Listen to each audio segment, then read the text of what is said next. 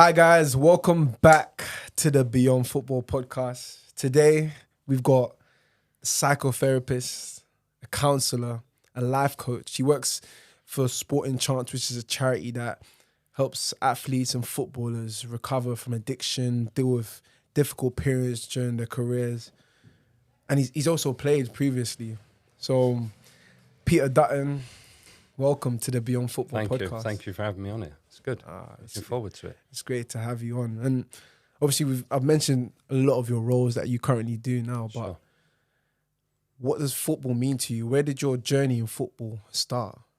Football, tremendous passion about football. Started probably in my back garden over the park with my two older brothers, especially in my garden doing kick-ups because it was so small, my house in East London, and played probably at the time for one of the best districts, I would say, around Newham. Played for Newham. We had a fantastic side. I think we won the South of England Cup, and then I think we lost in the semis of the English Shield the following year, so we had a great side. Had a few trials as like everyone else, and then I was playing for West Ham at about 15. I ruptured my ankle ligaments playing against Charlton. Wow. Yeah, that was a bad injury, and then I guess rehab and player care was a bit different then, and it took me, I'll probably come back too early, did it again, played a bit of non-league for a while until I played for Leytonstone Ilford. I was in their reserves at 16, who become Dagenham and Redbridge. Oh, wow.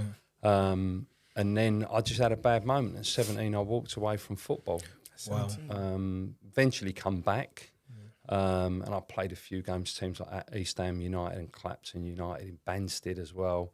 And then eventually I played senior football until I was 42. Oh, wow. So I've kind of made up for it later on. But then I got into coaching, which was really good, and managing, and I loved that side of it. But yeah, I guess part of what I do is recognising sometimes, especially when you're so young, the decisions that you get to make are not always they're not always the right ones, and probably I should never have walked away from football. Whilst I don't have regrets, I probably could have done so much more. But that was my journey. That's what's brought me here. So I'm okay with that. That's brilliant. And what could have helped you at that when you were 17 to keep on going further? I think someone like a mentor or guidance or support. My mum and dad didn't know much about football, and it was very different then. It was a very different path. It wasn't as big and as understood as it is now. So I just think someone to help and guide me during that period was probably what I craved and what I needed. And even like I had two older brothers, but I guess even one of my brothers played at a decent level. But again, even he, I don't think had the knowledge, like a lot of people didn't, to probably guide me a bit better than what I could do myself. Yeah. I'm still a kid at 17, right? I found it because we spoke about that earlier on today, the importance of whether or not we can prepare younger players or younger people for maybe experiences they're going to have when they're older. But the big thing that came up was the fact that you can't really prepare them unless they actually experience it or go through it. So it's like sometimes when you it's easy to look back and beat yourself up, but you're not really exposed and you can never understand. So yeah, I was finding it. What are your thoughts on that? Well, that's resilience, right? I think today's society's changed a bit, and I think we have a real expectancy that we get everything now. I kind of call it like the X Factor generation, where someone goes on a TV show and they go from a window cleaner to being an international superstar singer. But there's a lot of work that's gone into that. Yeah. And I think sometimes players don't always understand the hard work that goes into it. Some do, but they don't always understand there's going to be pitfalls, but stick with it because that builds resilience and knowledge and wisdom. But you need people around you to also help and support and guide and help you with your confidence. Oh, definitely. Stop. Yeah, no, because I think you touching on kind of 17 and walking away from the game then, I guess there could be people listening that can relate to that. Sure. What experiences kind of were you going through that kind of led to those feelings, I guess? and then also coming back into the game. You know, Sure. because I think I can definitely relate to that in terms of feeling of wanting to leave because of maybe the circumstance I'm going through. But yeah. Well, it's a really good question, because I know at the time my nan died who I was really close to. So that was a bereavement that I didn't know how to deal with or how to handle. And I won't be the only person that goes through that at a young age. And, you know, I was she was really important to me, really close, and then I was dealing with that as well. So, again, it's someone to help and support me through that particular time. No, definitely. You spoke about at West Ham being in academy system, obviously tearing or fracturing your ankle against Charlton. How was the state of the academy system back then compared to how it is now? It was a bit, I was going to say disjointed, but that's probably unfair. So I was on trial there, and I think I'd played about half a dozen games. And I think once I was injured, that was it. I never heard from him again. But that was normal, if you see what I mean. The system, that was the way it works. I know there's a lot more care for players, not in all cases, but there is a lot more care and understanding. But after that, I never heard from him again, and I never played for him again, and never had any more opportunities from him again. Yeah.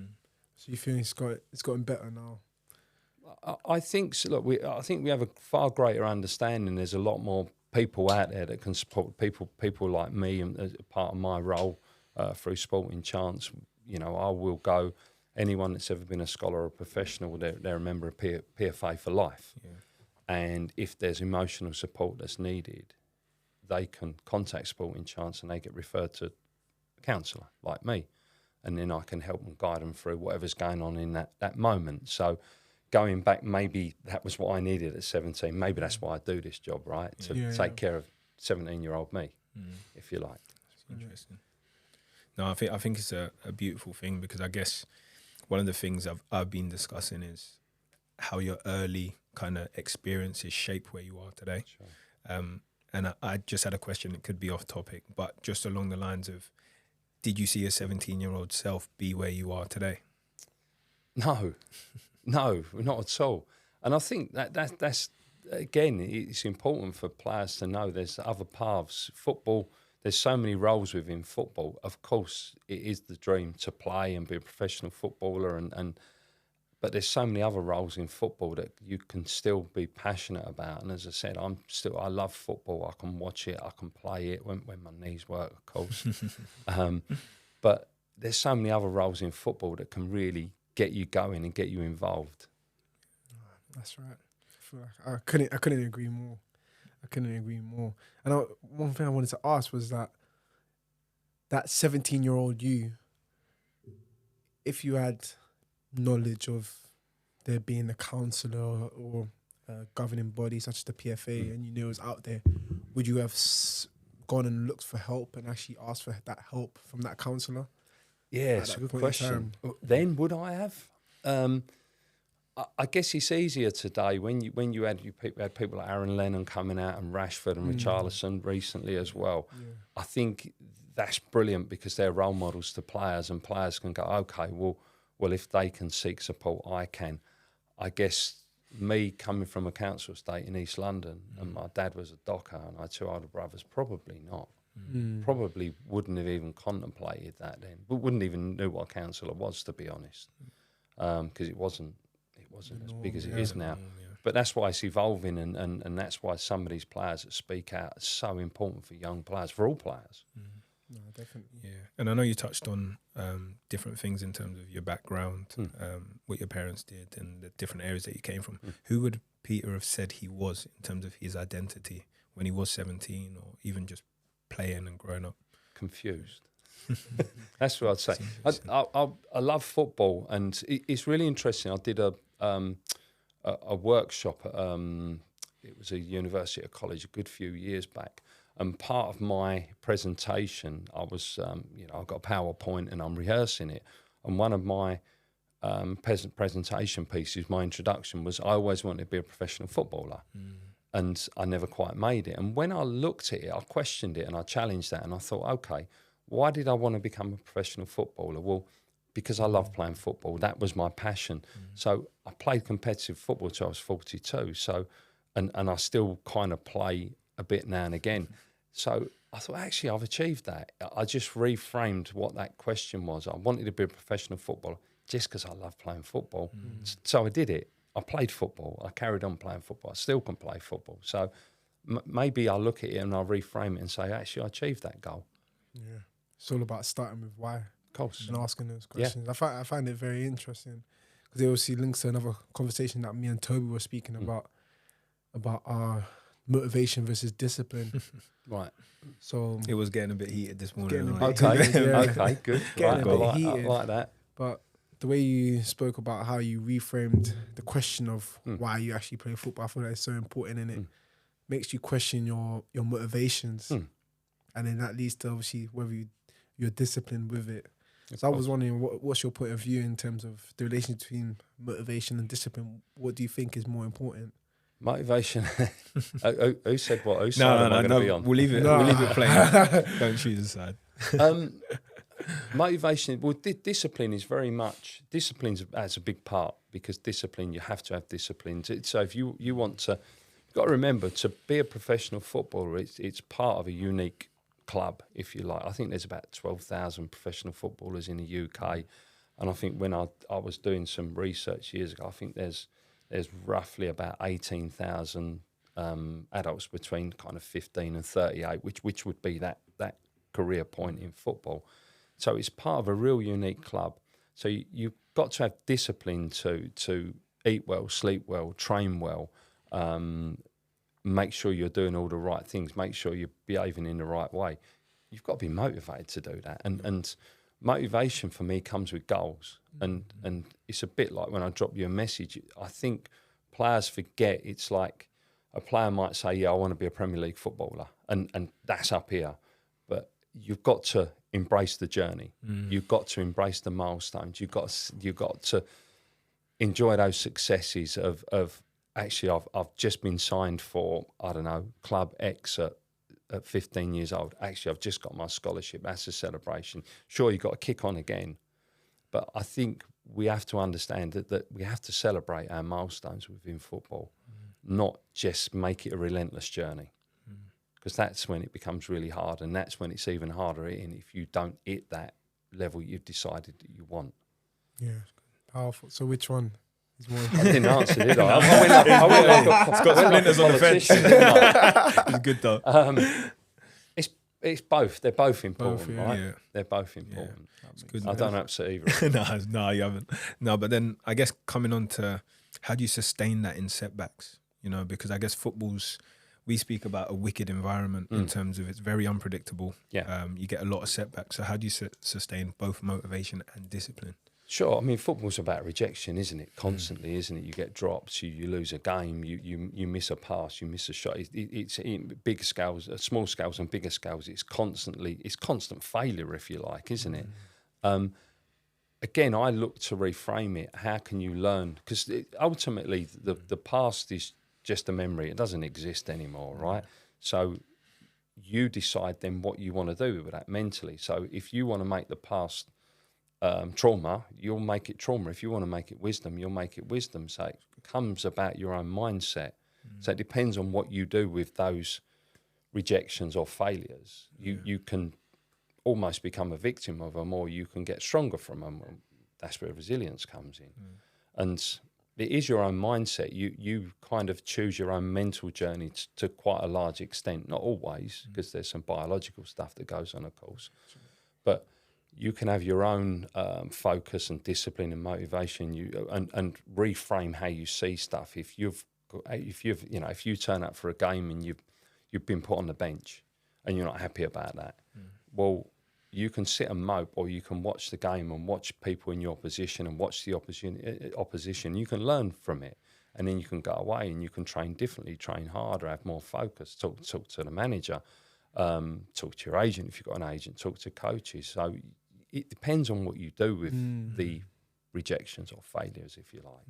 No, definitely. I think it's so interesting because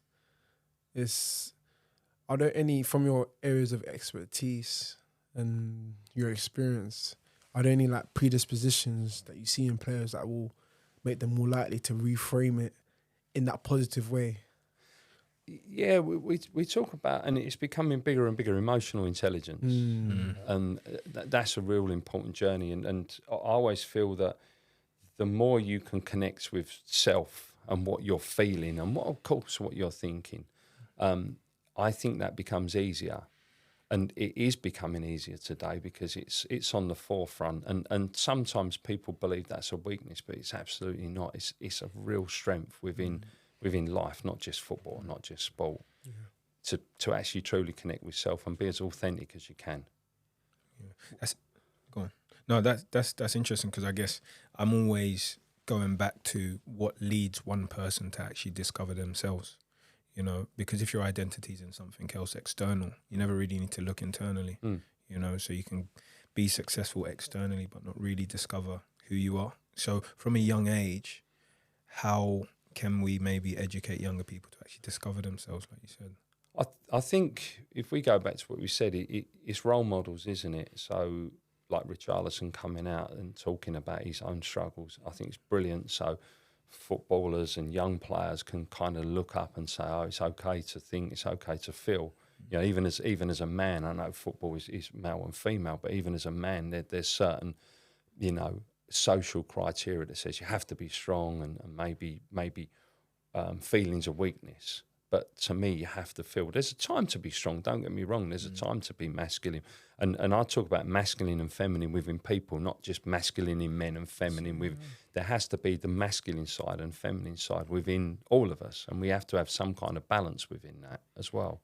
Yeah, definitely. And in your experience of, you say you stepped into non-league and played competitive football. Did you see was there any emotional intelligence in the change room? No. No. How was it like?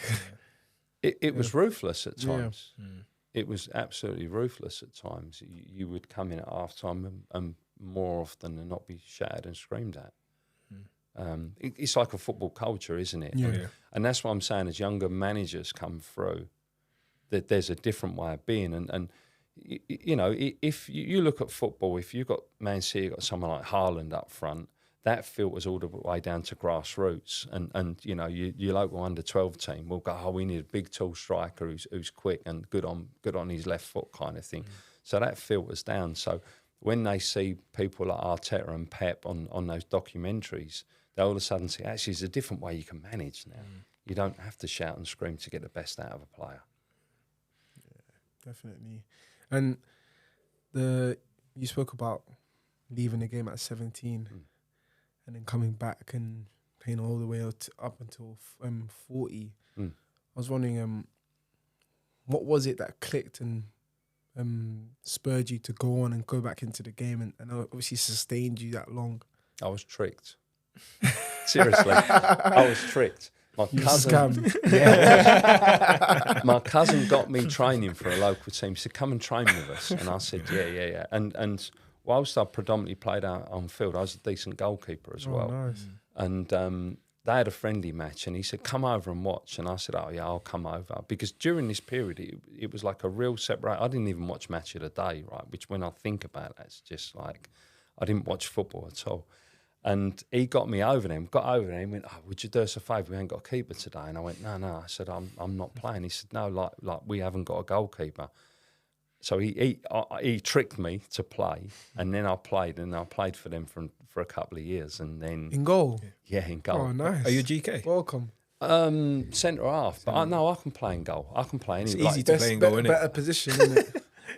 I can play anywhere. No, seriously, I'm not. You know, when you get an outfield player and you put them in goal, or you get a goalkeeper and you put them on the pitch and they look out of place. I was okay with both. Oh, nice. I could do either. So, yeah, that's decent. Because one of the things when you speak about the longevity from 17 to 40, kind of what sustained you kind of through all of those kind of years. I know we spoke about the love of the game, you know, but was there anything else that kind of drove you on?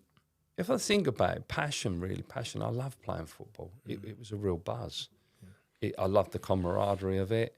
I wasn't really an outgoing player, but I just loved that environment of being in the changing room and being on the pitch, and just, I don't know, there's something, I've done quite a few sports through the years, but it's just something about football that it's just something that feels right.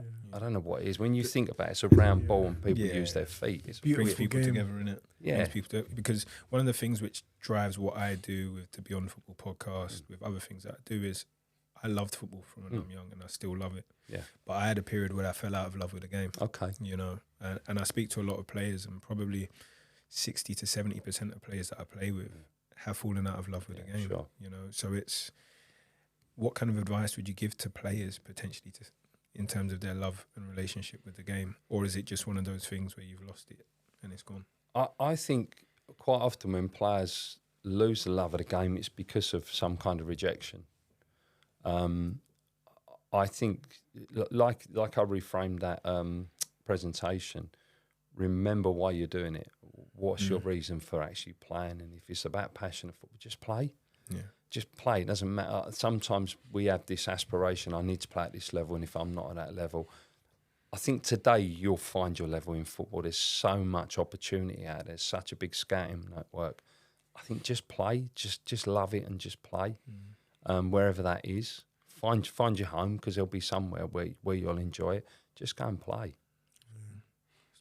You playing all the way up until you're 40, that's an amazing amount of years that a lot of players would love to aspire to get to. But I was interested to find out, like, when did the transition or maybe the interest come into the world of psychotherapy or psychology or counselling? When did that start? Was that whilst you were playing? Yeah, I guess it was something that I always wanted to. I always wanted to know how people ticked, how people worked, and I did a child psychology Open University course a good few years back. Really enjoyed it. And funny, I didn't finish it, and my dad died around that time, so I didn't. You know, it's another kind of landmark in my life where something had happened and took me in a different direction, and so I didn't finish it. But then years on, I got back into it and started somebody said to me, you'd be really good as a counsellor.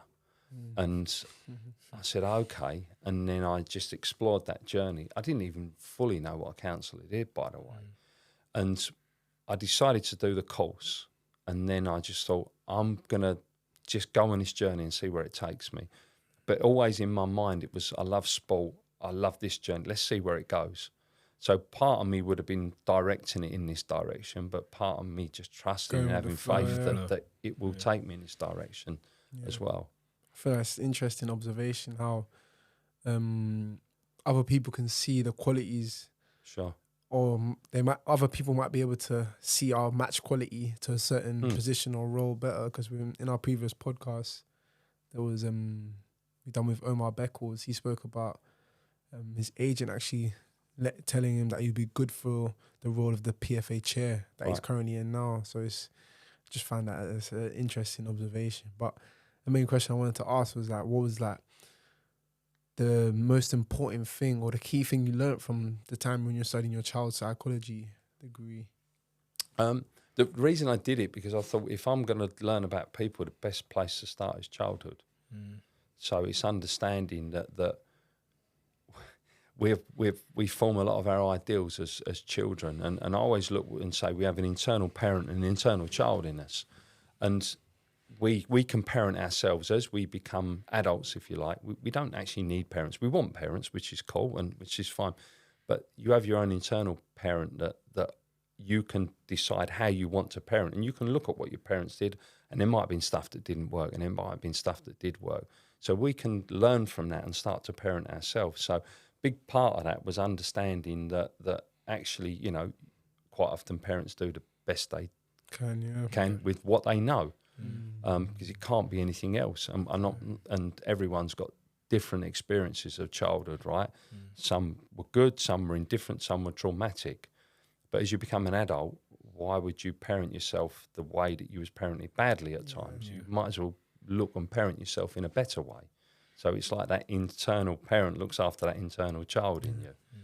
You've just perfectly sold the reason, sold therapy. That's why people go to therapy to try and correct those adverse childhood experiences that they've had early on and just heal and then parent themselves in a better way. So what would you say then is the key thing from that course then? Yeah, I would say that was one of the key elements from that. And then obviously I evolve as I've learnt more and you know, I've probably done over 10,000 hours sitting with people. Wow. So I'm learning all the time, right? I'm constantly learning, but I'm open to new ideas. I never shut ideas down. So I kind of, may sit with a client in whatever capacity and I'm, whilst I'm working with them, I'm also learning from them. It's interesting. So in that course as well, did you learn anything that's applicable to kind of the football academy and young players coming through? Yeah, I guess, think on that. I mean, that was a good few years ago.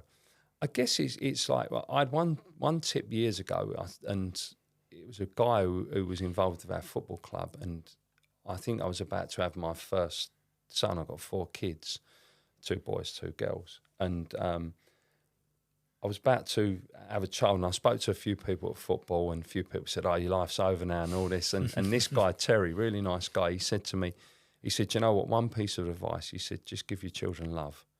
And I love that. And I still sit with that today. That's the best piece of advice. So whilst maybe it's probably gone in a different direction to your question, but people got to love and care for themselves because they may not always have that love and care. So for young players in an academy, they've got to look after themselves as well as best they can and look for the right mentors, the right role models.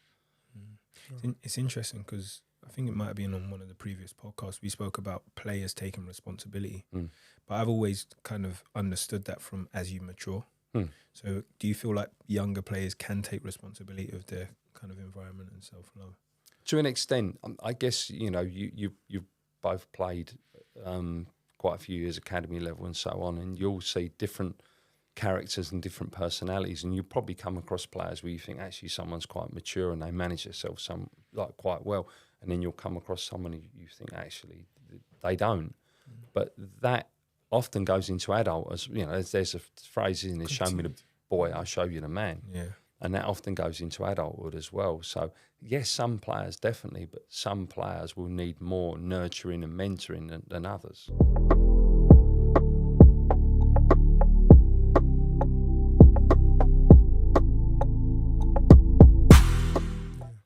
From your experience, those players who have maybe a wrong parenting style, they develop those immature coping mechanisms, and it's usually supposed to continue with them in adulthood. But from your experience, maybe sitting down with people, how do they maybe change those behaviors that they've been obviously nurtured into behaving like, so that it doesn't follow them in their adulthood? Well, the key to it is recognising him, first of all, is recognising a defence mechanism you put in place. You know, we have to say we put a defence mechanism in place at whatever stage in our life because it gets us through that moment. But then what we do as habitual creatures, we carry on doing that same thing without questioning it. So we'll carry on, but then after a while, that defence mechanism, maybe that defence mechanism took anxiety away in that moment, but then maybe it carried on and it created anxiety. So then we have to challenge that belief and behaviour, but we have to recognise it to challenge it, and then it's just changing and creating a new habit from it. Do you feel like the football system creates specific defence mechanisms for footballers that are quite common? Yeah, I do too, especially young players. I always think that there's a real worry and fear of saying how they feel because they feel they could be judged by the coach or the academy manager. And as you said, it's so there's a real confusion, you know, if I'm struggling, should I talk to coach? Should I talk to the academy manager? Because it still can be perceived as maybe that could be a weakness in me. So therefore, I shouldn't do it, and then maybe they will judge me. So it's a difficult one. And then I guess how is that stigma removed, or how would you say it could be removed? We're working on it. I go and deliver workshops in clubs on lifestyle and stress and anxiety, and I do addiction as well in not in football but in another sport.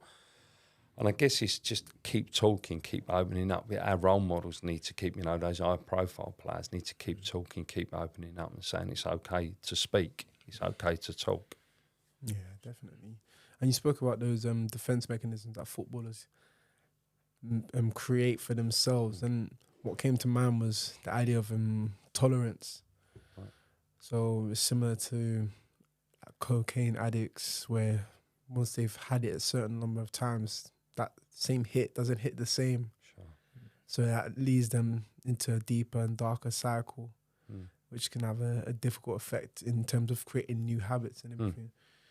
But I feel that links nicely into your work with addiction and what you've seen from players who might have gone through that situation that you went through at 17, maybe later on in their careers. How's your experience been working with players like that? Well, addiction is often a problem in sport because the people that get involved in sport are very driven and very focused, and it's almost like you could probably say and relate, actually, at some point you were addicted to football, right? Yeah. You're addicted to football. It's everything to you. So that's part of who you are. So, and the thing with football, there's a high and a low.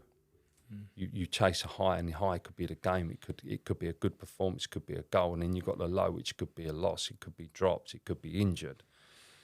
So that's part of your personality. So if you're not getting it from football, then maybe that can come from alcohol, or maybe that can come from drugs or gambling. So because it's a dopamine release. That's what we're looking at. It's whether it's a chemical or a artificial chemical that goes in, or a natural. You're looking for a dopamine release. That's maybe part of your makeup, and football's great for that, because you'll get a buzz from football, but you also know you're going to get a drop from football as well. That's so interesting, because that dopamine, because I've when studying my degree, it's a big thing that comes up. Dopamine. They call it the special neurotransmitter. Yeah, because it controls everything. Everything in your life. If you're able to control your dopamine, then you're able to control your motivation, your focus, everything. But the way you've explained it there makes it make complete sense, because when you're dropped or you're injured, dopamine levels are at the lowest. Sure. You're seeing everyone else get the dopamine hit. Yeah. You're in the gym, or you're in the physio bed. You're not getting any dopamine. That's the easiest time for you to go and, I don't know, place a bet or drink something, or turn to other vices. And really and truly, my question would be potentially, how do you stop them from going down vices and maybe getting their dopamine from more sustainable and positive sources? Yeah, it's important to understand, if you go down the route of substances, that you overload your brain with dopamine, so your brain strips dopamine receptors away because it's too much. Then it needs you mean more to get that high back. It also means the basic functions of, like, you get dopamine from food or seeing a good friend or exercise, that's dropped even lower. So then it takes you down even further. So these things are there to change a feeling, and we can almost say, actually, they do a great job, because if I feel low, I can do something like that, and it changes the feeling. I feel good, but it will drop you down even further. So it's understanding that even that's a short-term fix. But again, as a professional athlete, you're always chasing that dopamine hit. So it's a very hard thing to get through. So then I guess you're talking about balance because you're always chasing it. So is there any advices that you give to people to kind of offset it, if that makes sense? Yeah, I think, as I was saying before, I think you've got to constantly celebrate your successes, and they've got to be relative to what that achievement is. I think football's great in a minute, because people are very critical in football. We're there to be shot at in football and in most sports, but football just seems to be one that's constant, and you'll see players celebrating a win, and it might be a Premier League game that's just the game, but you have to celebrate, you have to feel good, otherwise, as I said earlier, it becomes a relentless journey. So you've got to create milestones and celebrate them. So even if you're injured or something like that, you'll have milestones of recovery. Right, I've got to this stage. That's good, a celebration. I've got to celebrate that in my own mind. That might be, I don't know, for me, might be buying a book or going out for dinner or you know, something like that, something where you put that celebration on that achievement. That's interesting. And I know you said you've been working with Sporting Chance for over 7 years. Yeah. Is there any kind of stories from players that you've actually sat down with, which maybe you can give us a bit of an insight into, which we could probably potentially learn from?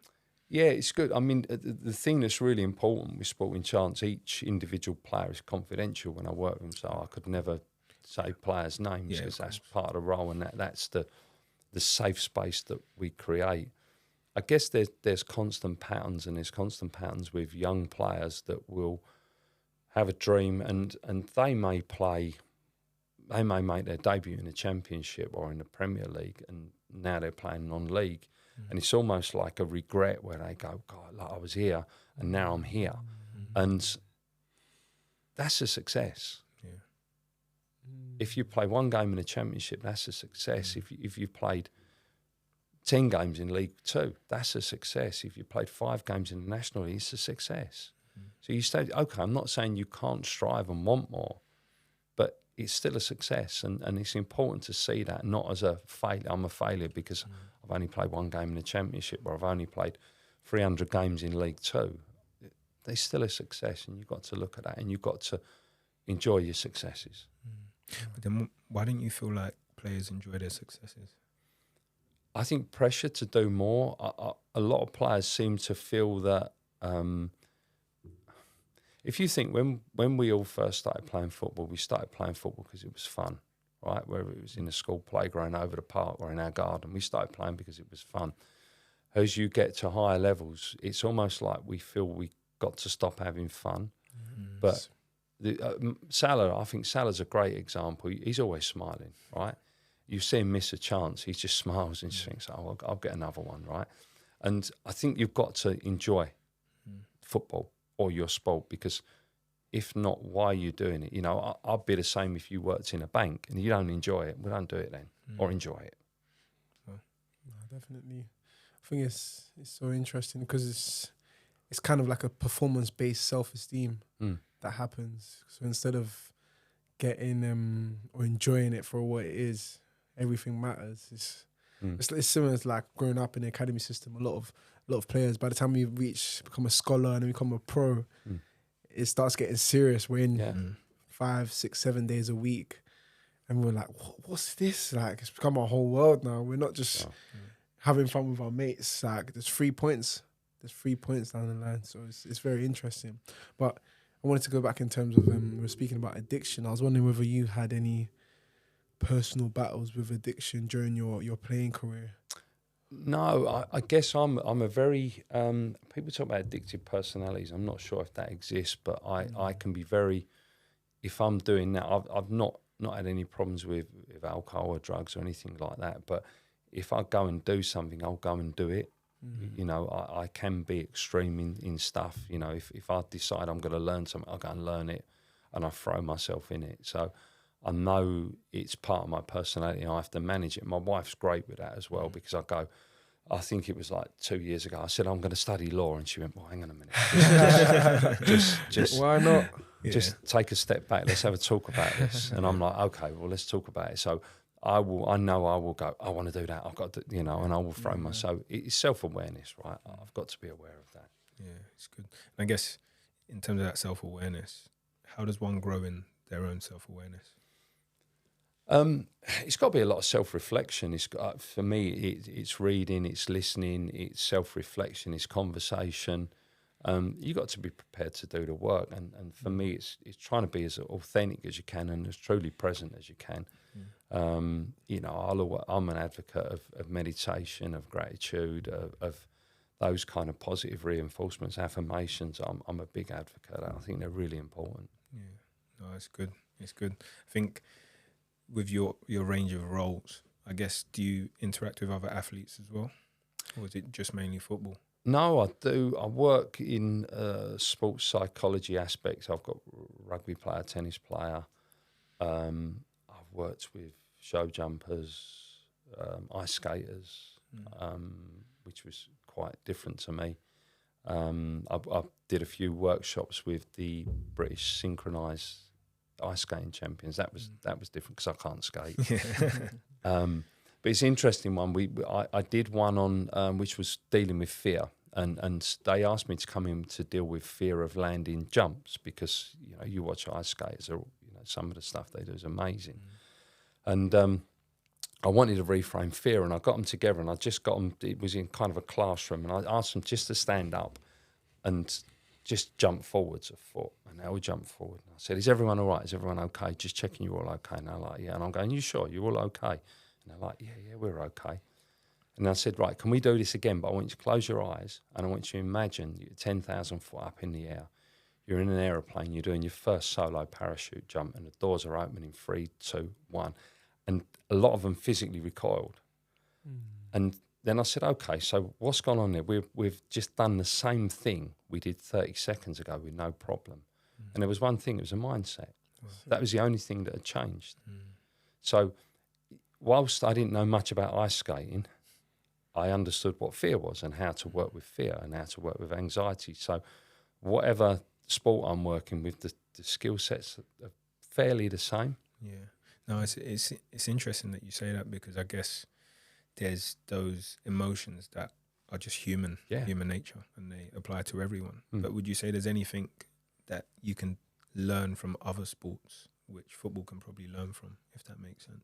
Yeah, I mean, that was a great one for me, ice skating, understanding what fear was and understanding the mentality of it. Each sport has their own culture. I think that's really important to remember. And when we spoke about addictions, some sports have their own addiction cultures. I think if we just boil down to it, we're all people trying to achieve some kind of success and our own definition of success, whether that's in football, whether that's in rugby or tennis or whatever, or in life. So if we nail it down, it's just about us as people and what we want and how we try and achieve that in life. So it's almost like I will strip away the sport and sit with a person to actually get to help them and support them, if you like. Amazing. It's powerful. Trust and timing, which I feel is a big key thing in terms of counselling, sports psychology, and dealing with players. With my experience of working with maybe well-being or mental health professionals, it's been difficult to obviously open up with them if you don't have that rapport or relationship with them. But one thing I wanted to mention was the way you completely changed the skaters, the way of thinking about fear. Sometimes it's an illusion. Ultimately, fear. It's not real. Yeah, it's not real. I found that so interesting because it's something that we speak about often in terms of how do we get players to do other things alongside their football, and the main thing is speaking to them about changing the way they're thinking, so to let them know that it's possible.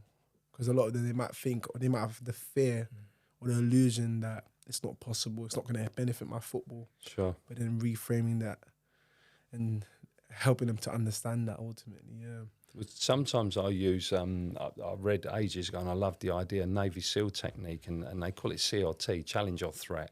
And in that moment, do you perceive this as a challenge or a threat? If you see it as a threat, your cortisol, your stress hormone goes up. You get what they call myopic vision, so your vision kind of narrows. If you see it as a challenge, you get more testosterone, your vision becomes clearer, you become more creative. So it's a perspective. Do you see this moment as a challenge or threat? And I've got players and athletes that I work with, they'll write CRT on their wrist to remind themselves of that. So is this moment a challenge? Is it a threat? Okay, I need to see this as a challenge.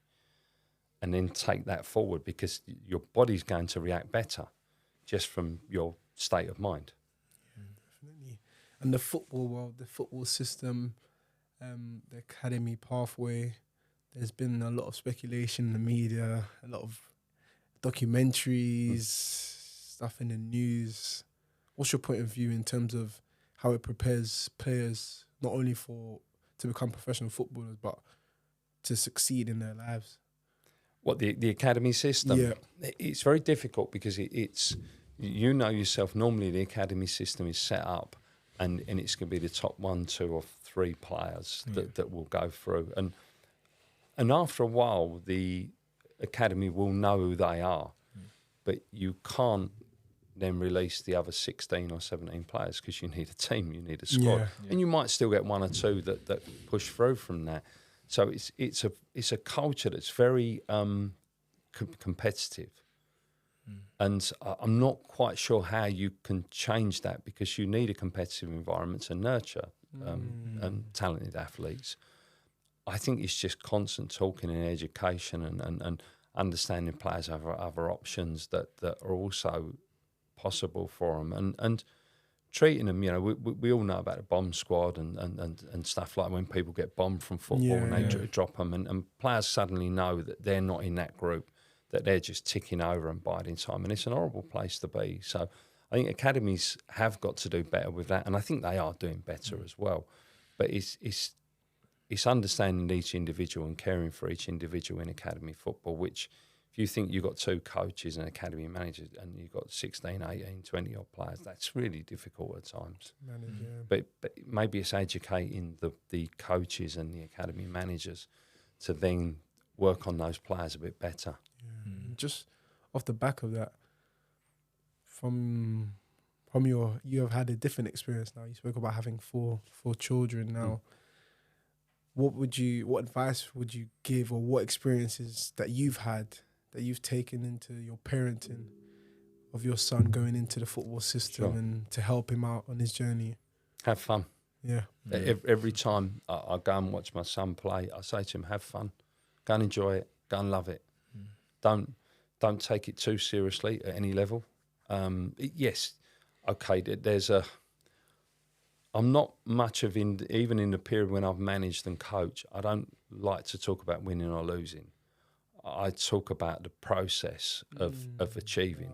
And if you do the right process, you'll achieve your success. It doesn't matter whether you win or lose. Ultimately, it does, because football's a game about winning, but it's almost taking that back. And you look at someone like Pep, he has a philosophy and style that he plays, and he knows if he plays for infinity, he's going to win more than he loses. So he goes with that philosophy and style. It's not we play this way to win. Well, no, we play this way, but ultimately we'll win more than we lose. So winning becomes a byproduct of doing the right things. So certainly my son or any players, I'd say go and enjoy it, because you're more relaxed, you play better. Yes, you've got to have determination. Yes, you've got to have leadership. You've got to have work rate. But actually go and enjoy it. Go and love it.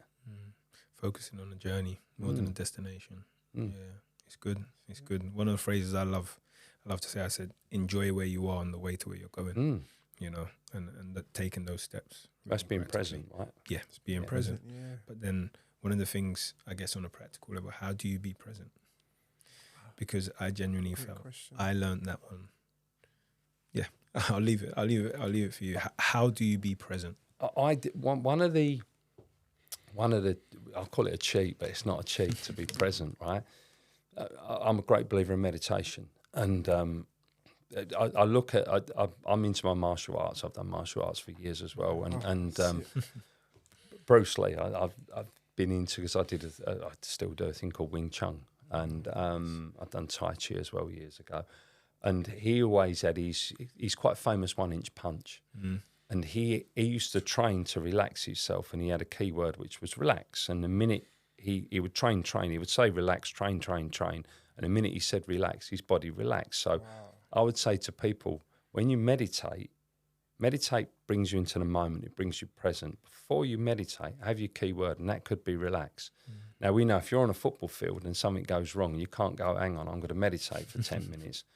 But after a while, if you've created that environment where you've kind of tricked the brain and you go relax, the brain goes, oh, we're going to meditate now. Cool. So we're going to breathe, we're going to relax, we're going to be in the moment. So you can use that kind of trick to get yourself in the moment. But you have to do the rehearsal of meditation over and over again with your keyword at the start of it. That is powerful. Meditation. I don't think it's used enough by the football world at all. Because I know in the past I've done some psychology sessions during my placement with sports psychologists, and we've used visualization, positive self-talk, but meditation in terms of actually conditioning your body Mm. to respond and actually taking control of it. I think that's a powerful thing in terms of coping with those dopamine situations or those setbacks or the wicked environment of football. Wow. Yeah, It's I very agree. interesting. But from your experience 17 to 40 and then now the process of transitioning fully, how did you find the transition out of football and stopping playing competitively? I guess I never truly stepped away from football because I'm still involved in football now. I guess part of my transition was I was doing player manager at kind of 30, and then when my son started playing as I'm going to say an 8-year-old, I watched a lot of the typical English shouty coaches, and I just thought I can't have him being coached by people like this. So I started doing my coaching badges, and I've coached my son for many years, and I feel, and hopefully players that have played for me would feel I'd create a nurturing environment. I've quite a few players that have played for me that have gone on to be professional as well, so that's really nice. But I kind of create a nurturing but developing environment, and I feel it works. So I feel I've never stepped away from football. I feel I've always stayed in football, whilst I don't play, which, yeah, you could say is the ultimate, but I've still coached, I've still managed, I've still been in a changing room, I still do sports psychology, I still do psychotherapy. I'm still there, I'm still involved. And why do you think then a lot of the players who go to the highest level, they end up struggling significantly once they transition and retire? Like end up being bankrupt, they end up getting divorced. Yeah, football's you'll both know football's an identity. So you'll have friends and family you might not have seen for a while. The first thing they'll ask you is, how's football going? Yeah. So if you're injured or you're out of form and you're not playing or out of contract, you don't want to hear that, do you? Because you don't want to repeat over and over again, actually, I'm not playing at the minute. I'm injured at the moment. I'm out of contract at the minute. Because you're given an identity. So professional footballers, whenever they drop out of the game, their identity is football. The minute they drop out of the game, well, it's almost like they don't get that adulation or so how's football going anymore. So it's like at times you don't want to hear that, but once you retire, people stop asking it because you're not a footballer anymore, right? So you don't get asked that anymore. So your worth is gone. Your worth's gone, but then the question at that point is, who are you? That's it. But if you've been living as somebody who you had identified before, how do you find a new identity as such? I guess you've got to evolve that as you go along. You have to understand that whilst you might be a footballer, you're more than a footballer, right? You might be a dad, you might be a husband, you might be, I know, decent at golf. You might want to do counselling, right? You've got to look at other aspects. You're not just one person. Okay, and I know we could clearly say that, okay, you got to dedicate because you're playing professional football, but you know how many hours it is professional football. There's a lot of space to do other things and develop other parts of you. Yeah. No, it's massive. It's something we always speak about, that we're more than footballers and we've got time in the day. I say use 1 or 2 hours in a day. Invest in your hobbies. Invest in yourself. Yeah. Do things that you love, like you said. So it's amazing. It's spot on. We'll finish off with some quick fire questions. My favorite ones, and kind of listening to your journey is: are we a byproduct of nature or nurture? Both. Okay. Why both? Quick fire. I know, but I need this gold dust. God, that's not a quick fire. It's answer. not a quick fire one, is it? No. If I gave you 30 seconds to answer it, what would you say? Nature really. I look at us as people. It depends on. Okay, we can go into genetics. We can go into.